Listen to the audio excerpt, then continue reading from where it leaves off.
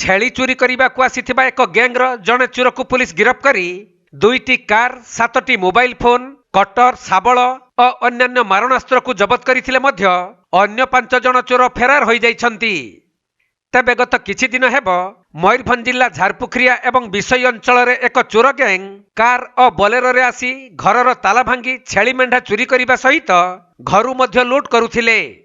सही क्रम एही गैंग 2 दिन तले मध्यरात्र रे सारसकणा ब्लॉक राजालुका पंचायतर बेलबरिया और राजालुका अंचल को 2टी कार रे मारणास्त्र धरी आसी चोरी करने पई प्रस्तुत हेउथिले।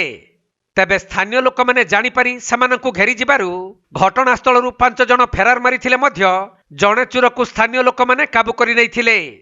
परे झारपुखरिया थाना पुलिस चोर जनकु गिरफ्त करने सहित 2टी कार 7टी मोबाइल फोन कटर शाबल और अन्यान्य मारणास्त्र को जबत करिछि। सेपटे पड़ोशी विषय थाना रे पृथक पृथक मामला रहिथिबा बेले झारपुखरिया थाना रे मध्य 3/24 अनुଯାयी रुजु होइथिबा मामला रे एही गैंगर संपृक्ति थिबा पुलिस ठारू सूचना मिलिछि।